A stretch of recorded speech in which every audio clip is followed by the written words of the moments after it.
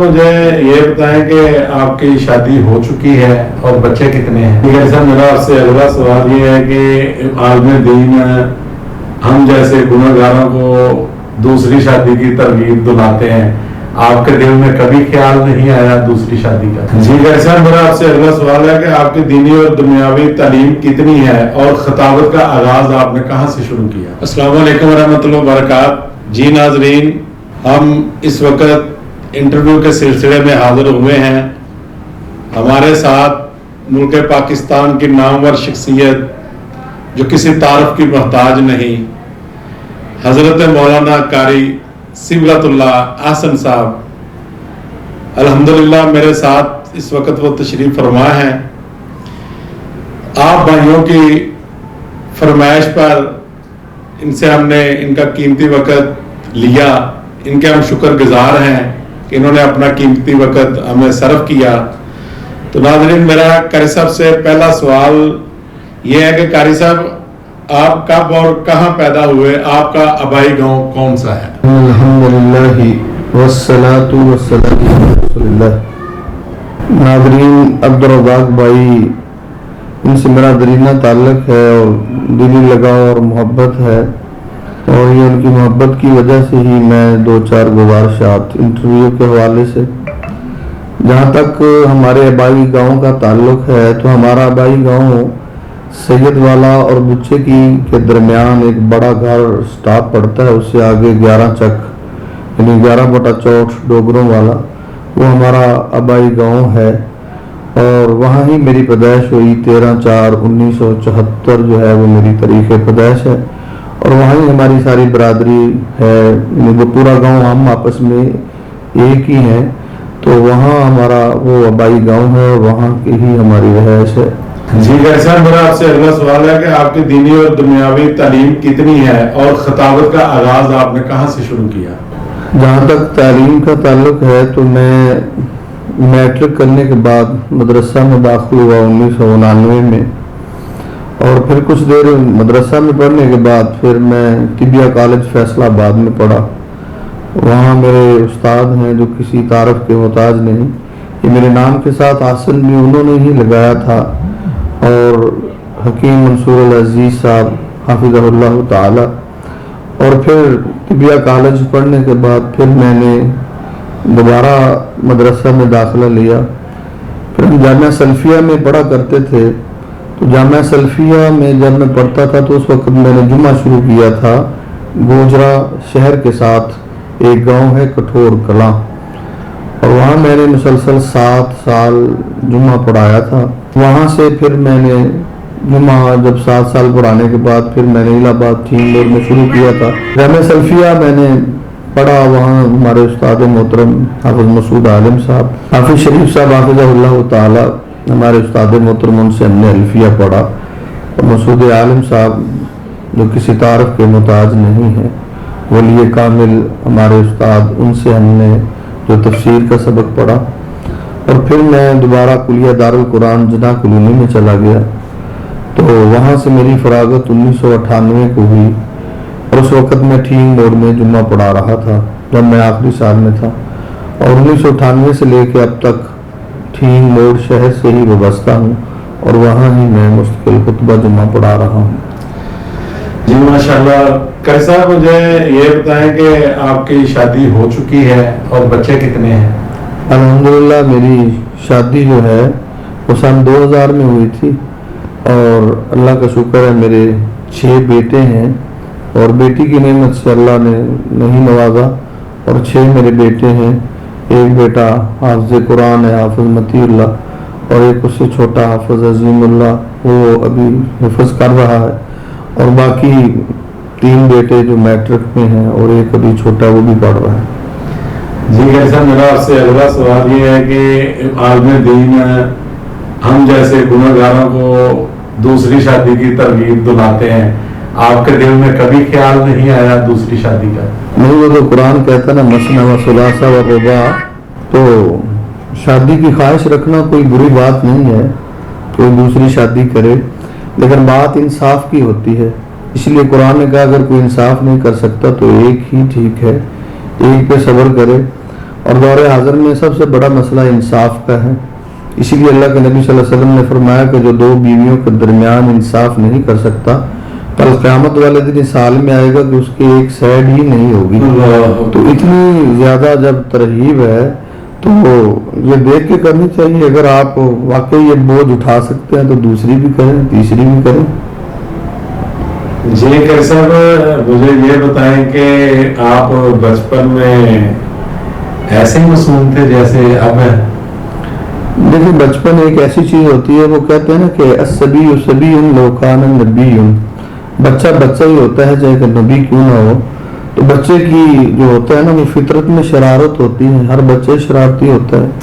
تو خیر مجھے اچھی طرح یاد تو نہیں ہے, لیکن بچے جو ہوتے ہیں وہ ان میں یہ چیز پائی جاتی ہے. جیسے ایک بچے کے بارے میں ہے کہ اس کو بہت بڑے وہ محدث تھے, اس کو حدیثوں کے حافظ تھے اور بہت ساری حدیثیں یاد تھی, اس لیے ان کو محدثین کی مجلس میں جگہ ملی تھی.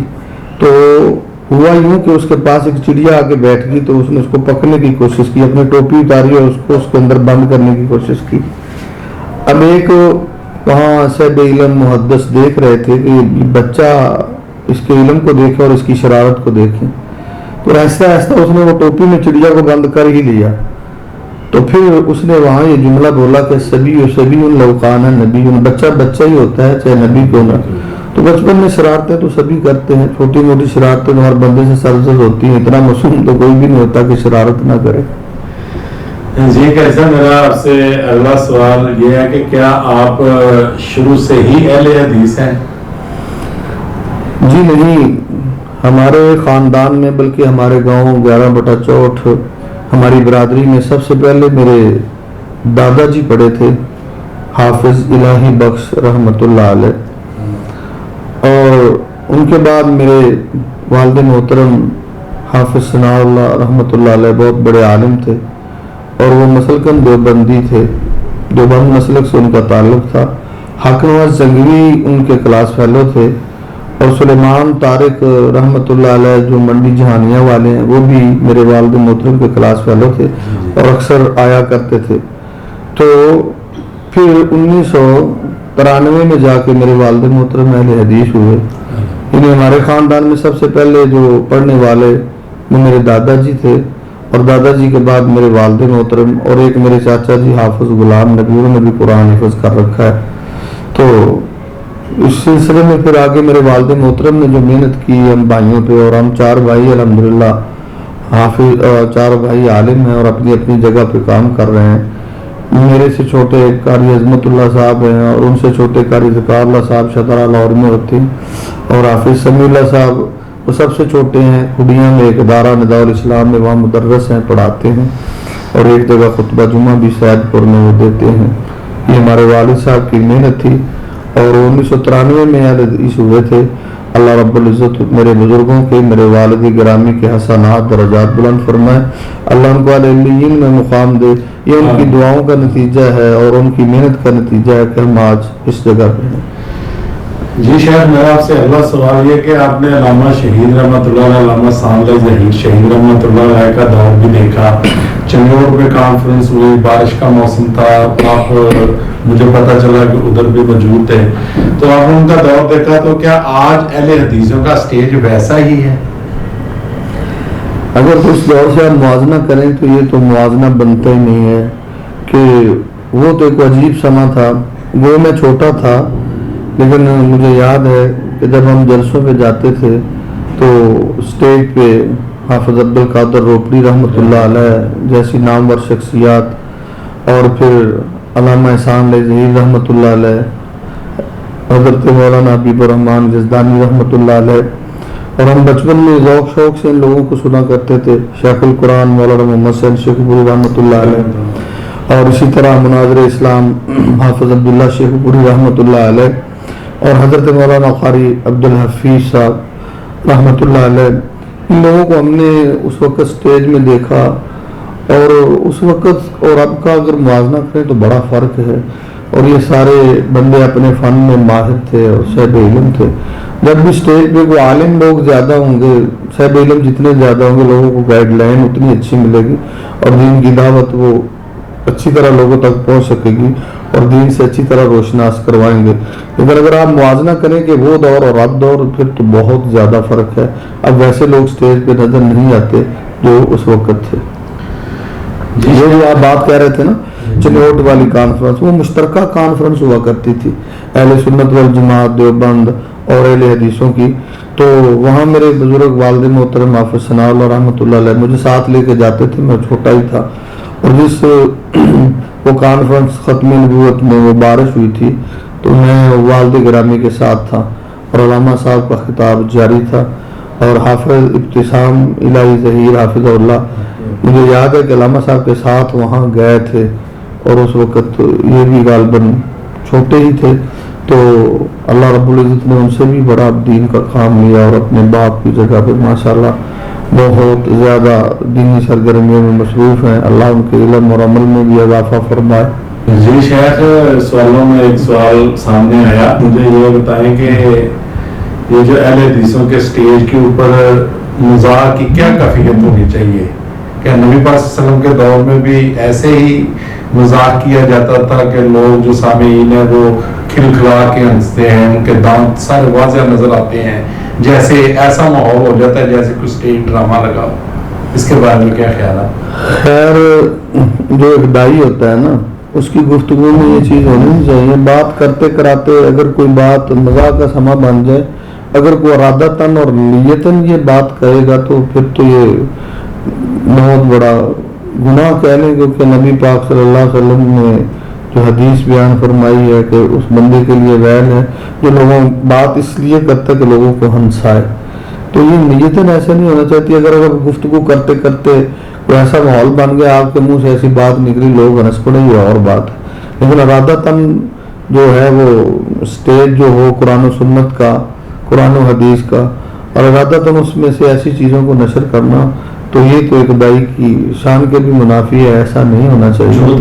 हाँ, ये ऐसी चीज़ें नहीं होनी चाहिए। जी माशाल्लाह नाज़रीन, आपने सुना माशाल्लाह कारी साहब के अच्छे अच्छे जवाब। जी कारी साहब, मेरा आपसे अगला सवाल ये है कि एक आलिम दीन बनने के लिए कौन कौन सी मुश्किलात का सामना करना पड़ता है? अब तो हमारे अदारों में माशाल्लाह अल्लाह का फजल है, अल्लाह की रहमत है, अल्लाह रब्बुल इज़्ज़त ने बहुत सारी आसानियाँ पैदा की हैं। जो हमारे पिछले सलफ लोग पढ़े हैं ना, उन्होंने बड़ी मेहनत शाका की है बहुत ज़्यादा। उस वक़्त पढ़ना कोई इतना आसान नहीं था, बहुत मुश्किल था। और उस वक़्त जैसे अब्दुल मन्नान वज़ीराबादी रहमतुल्लाह अलैह, बहुत बड़े शेख गुजरे, मुहद्दिस गुजरे, ये वो लोग थे जिन्होंने यानी बच्चे खच्चे टुकड़े खा के वो बुखारी पढ़ी। और उस वक़्त चलो वो तो हमारे बुजुर्ग हैं, उनका तो बहुत ज़्यादा मुकाम शरफ और फजल है, और उस वक़्त भी तालीम बहुत मुश्किल थी। लेकिन जिस दौर में हम पढ़ते थे उस दौर में भी जब जामिया सल्फियों में पढ़ते थे, अब तो माशाल्लाह वहाँ डाइनिंग हॉल बना हुआ है, बच्चे बैठ के खाते हैं। कुरान वल हदीस जना कॉलोनी जहाँ से मेरी फरागत है, वहाँ भी ऐसे ही हुआ करता था उस दौर में कि बच्चे लाइनों में खड़े होते थे, यानी खाना ऐसे मिला करता था। फिर वो बर्तन भी हम खुद ही साफ़ किया करते थे। फिर बसा औकात खाने तो वो तड़का वगैरह लगाना और उसको मज़ीद अच्छा बनाना, टेस्टी बनाना, ये सारा कुछ हुआ करता था। तो अब तो माशाल्लाह अदारों में बहुत ज़्यादा सहूलतें हैं, उस वक्त इतनी सहूलतें भी नहीं थी। रात को सोना है, कभी कमरे की छत पे सो गए, कभी ग्राउंड में सो गए, कोई गर्मियों में बहुत शदीद मुश्किलात होती थी। तो अब तो माशाल्लाह जितने भी हमारे अदारे हैं उसमें बहुत ज़्यादा आसानियाँ पैदा हो गई हैं। और अब तो तलबा के लिए उस वक़्त ये मैट्रिक करना, FA करना, ये सारा मुश्किल काम था। अब तो अदारों में कंप्यूटर भी है, अब तो मदारस में FA भी कराया जाता है, BA भी कराया जाता है, BA तक, MA तक, ये सारी सहूलियात हैं। तो अब तो बच्चों को दीन की तरफ आना चाहिए। तो जैसे दीन के साथ दुनिया भी चल रही है, अल्लाह हमारे बच्चों को भी इस तरफ राग़िब फरमा दे और अल्लाह हमारे बच्चों को भी आलिम दीन बना दे और किताब व सुन्नत के दाई बना दे। जी शायद मुझे ये बताएं कि आप माशाल्लाह दिन रात 24 घंटे सफ़र में रहते हैं, कभी दौरान सफ़र आपके साथ कोई डकैती की वारदात पेश आई हो? हाँ, मुझे याद है कि एक दफ़ा ना अपना शेर पंजाब हज़रत मौलाना मंजूर अहमद साहब, वो मुझसे बहुत ज़्यादा मोहब्बत रखते हैं और मैं भी उनसे बहुत ज़्यादा मोहब्बत रखता हूँ। اور بڑے ہی عظیم انسان ہیں. اور 33 چک چھانگے مانگے کے قریب ہے, وہاں ہمارا پروگرام تھا. تو وہاں سارے ڈوگر رہتے ہیں, تو وہ مجھے کہتے تھے کہ آپ یہاں رات ٹھہریں. تو شیر پنجاب مجھے کہتے تھے کہ نہیں ہم اکٹھے چلتے ہیں, راستے میں گپ شپ ہوگی. تو خیر وہ جو وہاں والے لوگ تھے نا, تو وہ مجھے کہہ رہے تھے کہ نہیں آپ جو ہے نا وہ ہمارے یہاں ٹھہر جائیں. تو بھائی شوکت ادھر 33 چک میں, اور بھائی عاشق صاحب, وہ مولانا منظور صاحب شیر پنجاب سے بڑی محبت رکھتے ہیں اور مجھ سے بھی. تو خیر شیر پنجاب کا اصرار تھا, میں بھی ان کے ساتھ گاڑی میں بیٹھ گیا. اس وقت مجھے گاڑی کی سہولت میسر نہیں تھی. تو جب ہم چھانگا مانگا سے نکلے نا, تو ہمارے آگے آگے ایک گاڑی جا رہی تھی. میں بڑا ششدر اور بڑا حیران سا ہوا, اس کی نمبر پلیٹ پہ بڑا عجیب سا لکھا ہوا تھا. مجھے یاد اب بھی آتا ہے کہ 550096 کوئی ایسا لکھا ہوا تھا. میں نے کہا یہ بڑا نمبر لمبا ہے, پتہ نہیں یہ کون سا نمبر ہے. پھر میرے ذہن میں شاید کچھ سندھ وند سے گاڑی آئی ہوگی اس لیے اس کا اتنا لمبا نمبر ہے. خیر وقتی وہ ذہن میں جو چیز آئی نا, تو وقتی میں نے ذہن سے اس کو معاف کیا. ہم باتوں میں مصروف تھے, باتیں کرتے جا رہے تھے. آگے وہ آتا کوٹ نانکا سنگھ, وہاں پہ وہ نا سپیڈ بریکر بنا ہوا تھا. اس گاڑی والے نے وہاں جا کے نا بریک لگائی, جیسے وہ سپیڈ بریکر کو کراس کرنے لگا.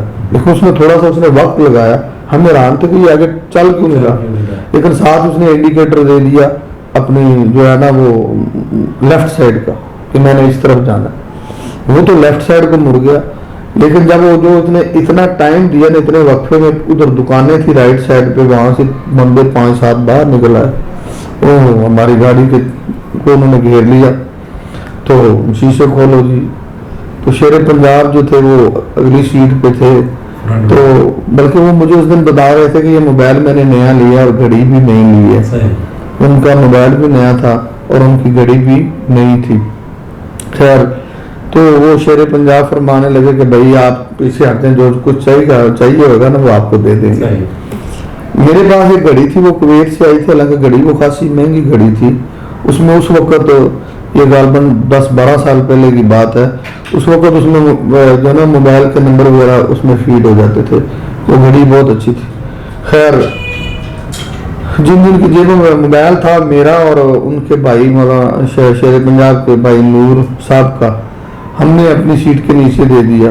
ہم یہ بھی سوچ رہے تھے کہ کوئی فون آ گیا نا, فون آ گیا تو بیل بجی تو پتہ چل جائے گا. لیکن اللہ کا کرنا ہوا فون نہیں آیا, کیونکہ کافی ٹائم ہو چکا تھا. میرا خیال میرا موبائل بچ گیا ہوگا اور بھائی نور کا. تو شیر پنجاب ان کا موبائل گیا اور پیسے بھی گئے. اور ان کے ساتھ ایک دوست سے مولانا منظور صاحب کے, میں بس اتنا جانتا ہوں کہ ان کو ہم حکیم صاحب کہہ رہے تھے. انہوں نے میرا خیال کافی سلوکے وغیرہ پہنے ہوئے تھے, تو ان کی بھی تلاشی انہوں نے لی. خیر اندر بیٹھے ہم نے سارا کچھ دیا ان کو. تو جو نا وہ جب ہم وہاں سے چلے تو میرا خیال وہاں آگے کوئی گاڑی پھر رہی تھی پولیس والی کو, ان کو ہم نے بتایا بھی کہ ادھر وہ ڈکیٹی ہو رہی ہے. تو راستے میں جب گیا تو گاڑی میں تیل بھی ڈلوانا تھا. تو وہ قدرتی حکیم صاحب کی جیب میں کچھ بچ گیا 1200. اس میں وہ 500-700 کا مجھے یاد نہیں, اتنے کا ہم نے تیل ڈلوایا. پھر ہم وہاں سے شیخو پورے پہنچے. مولانا شیر پنجاب حافظ اللہ کی جو رہائش وہاں تھی. پھر انہوں نے حکیم صاحب کو کہا کہ بھائی قاری صاحب کو تو کرایہ دیں, وہ فیصل آباد پہنچے. پھر وہ مجھے حکیم صاحب نے کرایہ دیا اور میں وہاں سے بیٹھا کسی گاڑی پہ, تو میں فیصل آباد. میری زندگی میں یہ ایک ہی حادثہ ہوا, اور اس وقت ہم اکٹھے تھے, میں شیر پنجاب حافظ اللہ تعالیٰ اور ان کے بھائی نور اور وہ ان کے دوست حکیم اور ایک ساتھی شاید کوئی اور تھے. یہ میرا غالباً وہی واقعہ ہے جو اپنی تقریر میں شہر پاکستان سناتے ہیں کہ میں ادھر. ہاں مجھے ایک اور بات بھی ہے. میں ان سے کہہ رہا تھا وہ ڈاکوؤں سے, میں نے کہا وہ خدا کا خوف کرو, مولانا تقریر کر کے آ رہے ہیں, واز کر کے آپ نے مرنا نہیں ہے, آپ نے اللہ کے سامنے پیش نہیں ہے نا, کس کام میں پڑے. تو میرے بجائے بعد میں کہتے جی ان لوگوں پہ تو آپ کے بعد کا بھی کوئی اثر نہیں ہوا. وہ بھی تقریر میں ایسے ہی کہتے جی میں لوگوں کو بتاتا ہوں جی 7 دفعہ ایتھل کرسی پڑھ کے نکلے, آپ کو نقصان نہیں ہوگا.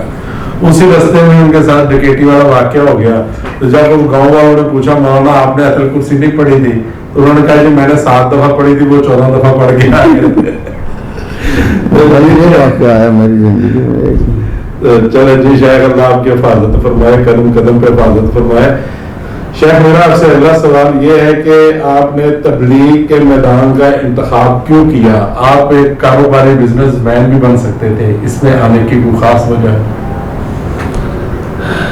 پہلی بات یہ ہے کہ میرے والد محترم بہت بڑے حافظ قاری اور عالم تھے، اور میرے بزرگ جو تھے نا والد محترم، ان کی یہ خواہش تھی کہ ہم سارے بھائی عالم ہیں، اور وہ ہمیشہ ہمیں کہتے تھے کہ دیکھو تمہیں میں کاروبار کروانا چاہوں تم کاروبار کر سکتے ہو، لوگوں کے بچے فیکٹریوں میں کام کرتے ہیں تم بھی کر سکتے ہو۔ تو وہ فرماتے تھے کہ مجھے تم سے نا دنیا نہیں چاہیے، مجھے دین چاہیے۔ دین کے وہ شہدائی تھے، دین کے ساتھ ان کا بڑا لگن تھا، اور ان کی یہ خواہش تھی کہ میرے سارے بیٹے عالم ہوں۔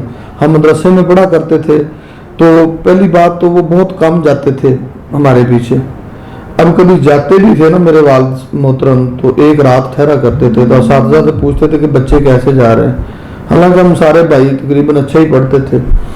تو ہمارے والد محترم ان سے یہ کہہ کے آتے تھے کہ ان کی جو ہے نا ہڈیاں چاہیے، ان کا جو ہے نا یہ ماس وغیرہ نہیں چاہیے ہمیں، اور یہ پڑھنے چاہیے۔